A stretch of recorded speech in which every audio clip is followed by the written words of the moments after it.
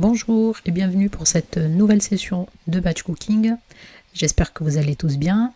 Donc la liste des plats que j'ai choisi pour cette semaine, ça va être un velouté, patates douces, potimarron et pommes de terre, une quiche surprise, vous verrez ce que c'est tout à l'heure, un tien de légumes de la semaine, des boulettes à la méditerranéenne, des baguettes garnies et la recette bonus, une tarte kaki et crème d'amande. Donc restez avec moi pour avoir tous les détails de cette nouvelle session. A tout de suite.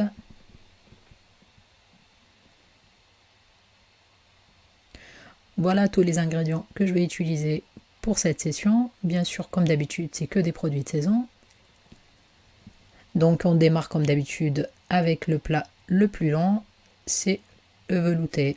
Donc j'ai mis un peu d'huile, des gousses d'ail en chemise que je fais revenir un petit peu. Bien sûr, j'ai déjà lavé et découpé tous mes légumes. J'ai rajouté le poireau, découpé finement, que vous pouvez aussi remplacer par des échalotes. Les pommes de terre, patates douces et potimarron coupés en cubes.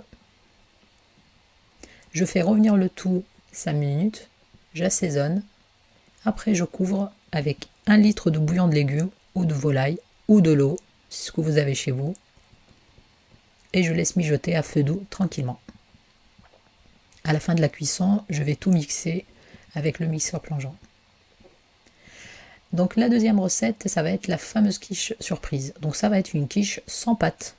Donc je vais remplacer la pâte par les patates douces et pommes de terre que j'ai râpées. Maintenant, je vais les essorer dans un torchon propre, bien sûr, pour extraire le maximum d'eau qu'il y a à l'intérieur. Parce que je vais utiliser ça comme fond de tarte. Donc n'hésitez pas, il faut vraiment sortir le maximum d'eau.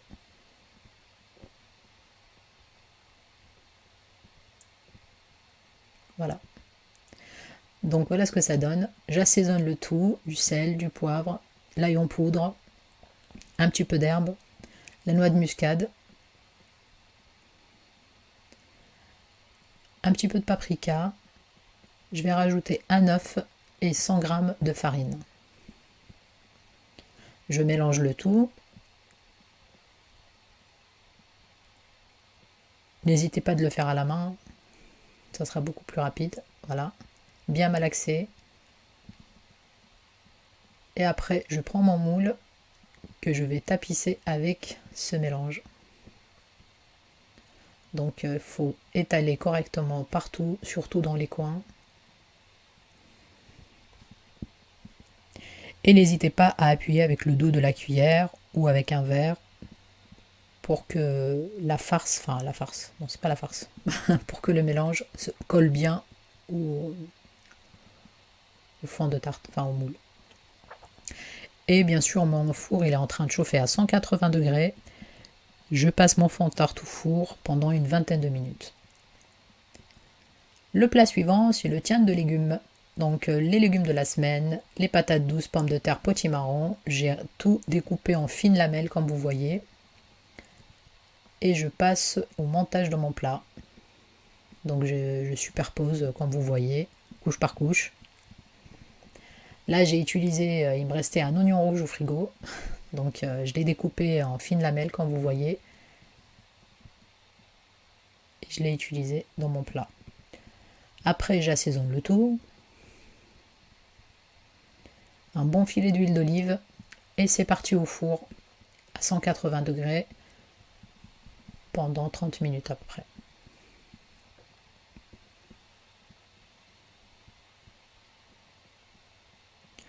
Mon fond de tarte est prêt. Là, je le badigeonne avec un jaune d'œuf pour l'imperméabiliser.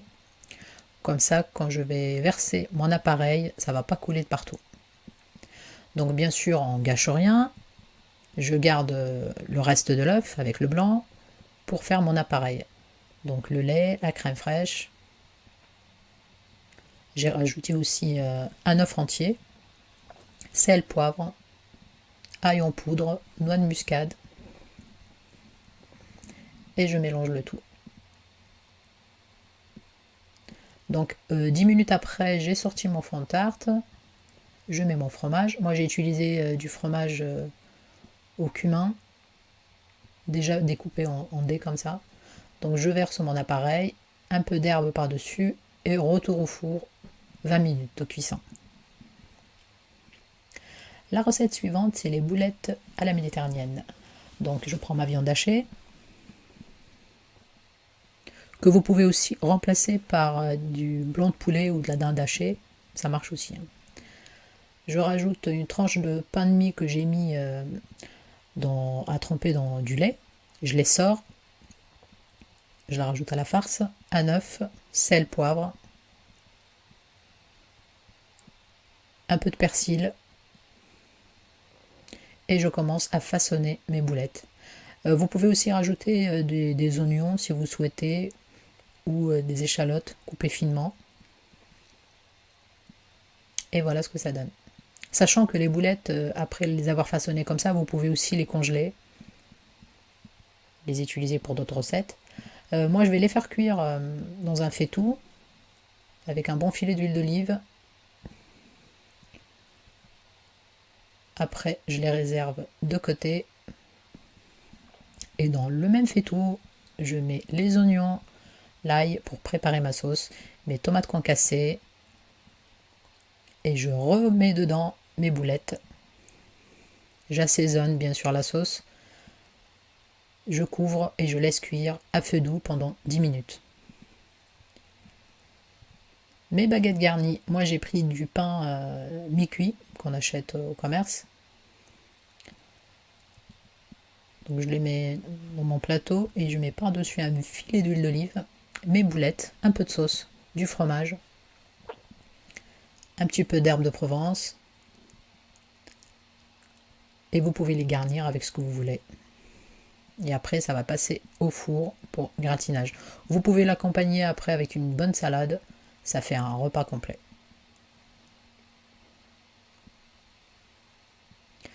Donc la même sauce avec les boulettes, je l'ai aussi utilisée pour des spaghettis.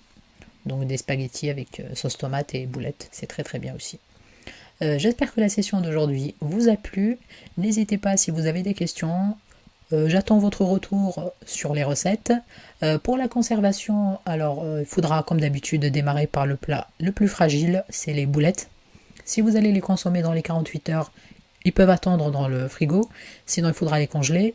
Bien sûr, les baguettes garnies, il faudra les manger le lendemain. Vous pouvez les réchauffer au four. Le reste des plats, il n'y a aucun souci, ils peuvent rester dans le frigo jusqu'à 4 ou 5 jours, sans aucun problème. N'hésitez pas à partager, j'attends votre retour, je vous dis à très bientôt, au revoir.